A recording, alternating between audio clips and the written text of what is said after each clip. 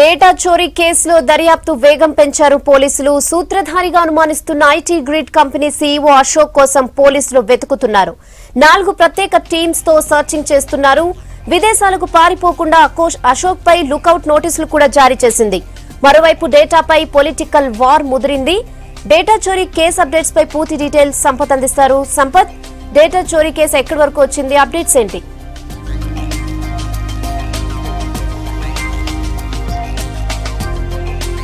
Main king pin గా అట్లాగే ఈ కంపెనీ సీఈఓగా ఉన్న అశోక్ పరారులో ఉన్నాడు. ఇప్పటికే దీనిపైన పోలీసులకు హాజరు కావాలంటూ డైరెక్ట్గా నోటీసులు పోలీసులు జారీ చేశారు. అయినప్పటికీ ఆయన స్పందించలేదు. దాంతో పాటుగా వాళ్ళ అదుపులో అంటే వాళ్ళకి సంబంధించినటువంటి 4 ముందుగా పోలీసులు అదుపులో తీసుకున్నారు. ఐటీ గ్రిడ్కి సంబంధించిన వాళ్ళ దాంట్లో విక్రమ్ని, చంద్రశేఖర్ని, అట్లాగే భాస్కర్, మరో వ్యక్తి 4 అదుపులోకి తీసుకున్న తర్వాత వాళ్ళను నిర్బంధించారంటూ అతను కోర్టుకు ఆశ్రయించాడు. ఆ తర్వాత కూడా కోర్టులో కూడా వీళ్ళు సైబరాబాద్ పోలీసులు వినిపించినటువంటి వాదనలతో ఏకీభవించి కేసును హైకోర్టు కూడా పక్కకు పెట్టింది. ఆ తర్వాత మళ్ళీ వాళ్ళు నోటీసులు సర్వ్ చేసి హాజరు కావాలని చెప్పారు. కానీ ఇప్పటివరకు కూడా ఈ కంపెనీ ఐటీ గ్రిడ్ కంపెనీకి సీఈఓగా ఉన్న అశోక్ పరారులో ఉన్నాడు. ఇప్పటివరకు పోలీసుల ముందుకు రాలేదు. దీంతో సైబరాబాద్ పోలీసులు ఇప్పటికే ఎల్ఓసి లుకౌట్ నోటీసులు జారీ చేశారు. ఎక్కడ కూడా ట్రాన్స్పోర్టేషన్ చేయకుండా ఎయిర్పోర్ట్లో కానీ మిగతా మార్గాల ద్వారా ఏ రాష్ట్రాలకు వెళ్లకుండా 3-4 రాష్ట్రాలకు ఇప్పటికే ఐటీ గ్రిడ్ సీఈఓ అశోక్ పైన లుకౌట్ నోటీసులు జారీ చేశారు. మెయిన్గా దీంట్లో ఇప్పటివరకు అంటే క్రైమ్ అఫెన్స్ జరిగిందనేది పోలీసులు చెప్తున్న మాట. ప్రాథమికంగా ఎవరైతే లోకేష్ ఇచ్చినటువంటి కంప్లైంట్ మేరకు కంప్లైంట్లో ఒకటి Form 7 సెల్ఫ్ డిక్లరేషన్ ఇచ్చేసి ఓటుని విత్డ్రాల్ చేసుకున్న డబుల్ ఓటింగ్ కానీ లేదంటే ఓటరు నేరుగా విత్డ్రాల్ చేసుకునే ప్రక్రియ ఏదైతే ఉంటుందో ఎలక్షన్ కమిషన్ వెబ్సైట్లో చేసుకునే ప్రక్రియను ఐటీ గ్రిడ్ కంపెనీ ఆన్లైన్లో ఇల్లీగల్గా ఆ ఓటర్కు సంబంధం లేకుండా సెల్ఫ్ డిక్లరేషన్ ఇస్తూ ఆన్లైన్లో చాలా ఓట్లను గల్లంతు చేశారనేది ఒక అభియోగం. దాంతోపాటుగా నియోజకవర్గాల వారిగా ప్రభుత్వం నుంచి ఉన్నటువంటి లబ్ధిదారులు అట్లాగే ఎవరైతే ఓటర్లకు సంబంధించినటువంటి ఇండివిజువల్ డాటా, అది కులం, మతం, వాళ్ళకి సంబంధించిన ప్రాంతం, అట్లాగే వాళ్ళ అభిప్రాయాలకు సంబంధించింది కావచ్చు, అట్లాగే వాళ్ళు లబ్ధిదారులుగా అంటే ప్రభుత్వ పథకాల ద్వారా లబ్ధి పొందినటువంటి డేటాబేస్ ఏదైతే ఉంటుందో అది ప్రభుత్వం దగ్గర ఉన్నటువంటి అఫీషియల్ కాన్ఫిడెన్షియల్ డేటాబేస్ను ఒక పార్టీ టీడీపీ పార్టీకి సంబంధించినటువంటి ఆపరేట్ చేస్తున్నటువంటి ఐటీ గ్రిడ్ కంపెనీ దగ్గరికి ఎట్లా వచ్చింది. సో దీంట్లో మిస్యూజ్ జరుగుతుంది. సో చాలా డేటా వరకు ఆధార్ కార్డు కావచ్చు, ఓటర్లకు సంబంధించిన లిస్ట్ కావచ్చు, అట్లాగే లబ్ధిదారులకు సంబంధించిన డేటాబేస్ను ట్రాన్స్ఫర్ చేశారు. కాబట్టి ఒక పార్టీకి ప్రభుత్వం దగ్గర ఉన్నటువంటి డేటా ఎట్లా వచ్చింది అనేటువంటి ఇల్లీగల్ యాక్టివిటీ జరుగుతున్న విషయం పైన ఈ 2 స్పెసిఫిక్ అంశాలపైన లోకేష్ ఫిర్యాదు చేశారు. సో దీన్ని రెండింటిపైన పోలీసులు ఫోకస్ చేశారు. ఇప్పుడు మెయిన్గా అశోక్ కోసం ఎదురు చూస్తున్న పోలీసులు ఒకటే అంశం పైన. ఎప్పుడైతే పోలీసులు లాస్ట్ మంత్ 27కి ఇక్కడ ఇదే ఆఫీస్లో రైడ్స్ చేసిన తర్వాత చాలా వరకు హార్డ్ డిస్కులు డేటాబేస్ను కలెక్ట్ చేసినప్పటికీ వీళ్ళు కొంత ఎంక్రిప్ట్ చేసినటువంటి సమాచారాన్ని మొత్తం అమెజాన్ అట్లాగే గూగుల్ సంబంధించిన దాంట్లో కొంత స్పేస్ను పర్చేజ్ చేసి ఆ స్పేస్లో అంటే ఆ క్లౌడ్స్లో వీళ్ళు సేవ్ చేశారు. కాబట్టి ఆ క్లౌడ్స్ ఓపెన్ చేయాలంటే వ్యక్తిగతంగా ఎవరైతే ఆ స్పేస్ని పర్చేజ్ చేశారో కంపెనీ దగ్గర నుంచి వాళ్ళు చేసిన వాళ్ళ దగ్గర పాస్వర్డ్స్, అలాగే దానికి సంబంధించిన సాఫ్ట్వేర్, దానికి సంబంధించిన పాస్వర్డ్స్, యూజర్ ఐడీస్, పాస్వర్డ్స్ ఉంటే తప్ప అది ఓపెన్ కావడం లేదు. సో ఇది మొత్తం కూడా కీ మానిటర్గా అశోక్ ఉన్నాడు.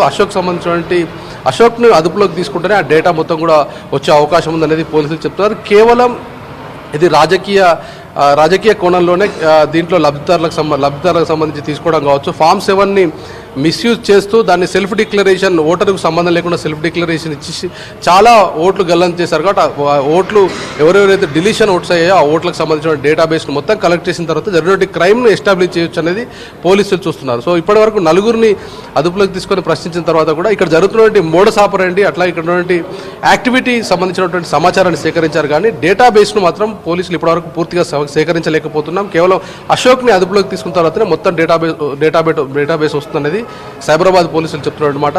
ఇప్పటికే దాదాపు 2-3 రోజులుగా దాని సైబరాబాద్ సంబంధించిన సైబర్ క్రైమ్ టెక్నికల్ టీమ్స్ ఇక్కడే ఆఫీస్లో ఉన్నారు. సో మొత్తం డేటాబేస్ను కలెక్ట్ చేస్తున్నారు. అశోక్ పోలీసుల ముందుకు వచ్చిన తర్వాతనే మిగతా సంబంధించిన సమాచారం అందే అవకాశం ఉందనేది పోలీసులు చెప్తున్నారు. కానీ దీన్ని కొంత డిఫరెంట్ యాంగిల్లో చూస్తుంది ఏపీ ప్రభుత్వం కావచ్చు, ఏపీ పోలీసులు కావచ్చు అనేది ఒక విమర్శ కూడా సైబరాబాద్ పోలీసులు చేస్తున్నారు. ఇప్పటికే మొన్న సండే రోజు ఎప్పుడైతే కంప్లైంట్ ఇచ్చినటువంటి లోకేష్ని డైరెక్ట్గా పోలీసులకు వైపు కంప్లైంట్గా అట్లాగే అతని యొక్క స్టేట్మెంట్ రికార్డ్ చేసి దాంట్లో నిందితులుగా ఆరోపణలు ఎదుర్కొన్నటువంటి నలుగురిని విచారిస్తున్న క్రమంలోనే ఇటు కంప్లైంట్ దగ్గరికి వెళ్ళి ఇల్లీగల్గా ట్రెస్పాస్ చేస్తూ సైబరాబాద్ పోలీసులు అతన్ని లిఫ్ట్ చేసే ప్రయత్నం చేశారు. ఆ ప్రయత్నంలోనే ఇటు ఏపీ పోలీసులకి తెలంగాణ పోలీసులకు కూడా వాగ్వాదం జరిగింది. సో దానిపైన కూడా కేపీహెచ్బి పోలీస్ స్టేషన్లో కంప్లైంట్ కూడా చేశారు. ఇది మొత్తం అంటే రెండు రాష్ట్రాల్లో ఉన్నటువంటి ఇక్కడ ఉన్నటువంటి రాజకీయ నేతలు, తెలంగాణలో ఉన్నటువంటి రాజకీయ నేతలు, అట్లాగే ఆంధ్రాలో ఉన్నటువంటి రాజకీయ నేతల మధ్య మాటల యుద్ధం నడుస్తోంది.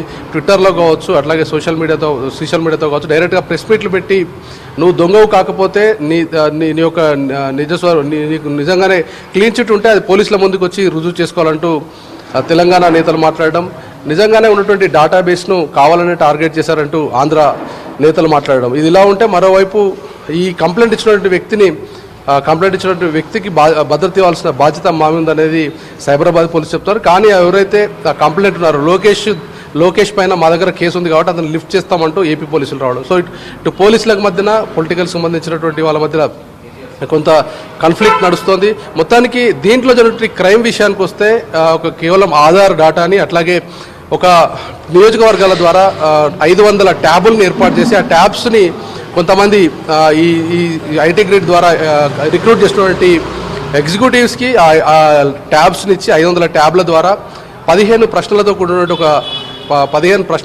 ఒక సర్వే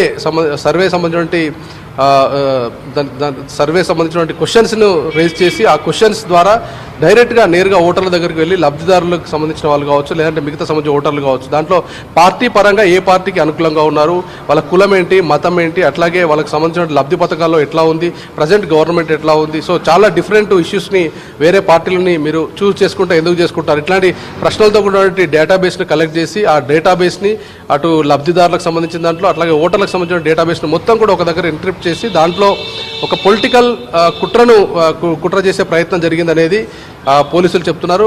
బేసికల్గా ఒక ఎన్జిఓ ఇచ్చినటువంటి కంప్లైంట్ కాబట్టి దాంట్లో మిస్యూజ్ అవుతుంది కాబట్టి, పబ్లిక్ సంబంధించిన పర్సనల్ డేటా మిస్యూజ్ అవుతుంది కాబట్టి దానిపైన యాక్షన్ తీసుకోవాలన్నారు కాబట్టి దానిపైన ఎఫ్ఐఆర్ చేసి దర్యాప్తు చేస్తామంటున్నారు. సో అశోక్ నిజంగానే దీంట్లో ఉన్నటువంటి సిఇఓ వచ్చిన తర్వాత మిగతా డేటా తెరపైకి వచ్చిన తర్వాత దాంట్లో జరిగినటువంటి క్రైమ్ ఏంటి, మొత్తం పోలీసులు ఏం తెలుసున్నారు, అట్లాగే అశోక్ చెప్పిన విషయాన్ని బేస్ చేసుకొని ఈ డేటాను మొత్తం అనలైజ్ చేసిన తర్వాత టెక్నికల్ ఎక్స్పర్ట్స్ ఇచ్చే విషయాన్ని బట్టి సైబరాబాద్ పోలీసులు మరోసారి మీడియాకు బ్రీఫ్ చేయన్నారు. Over to you. Okay Sampath, thanks for the updates.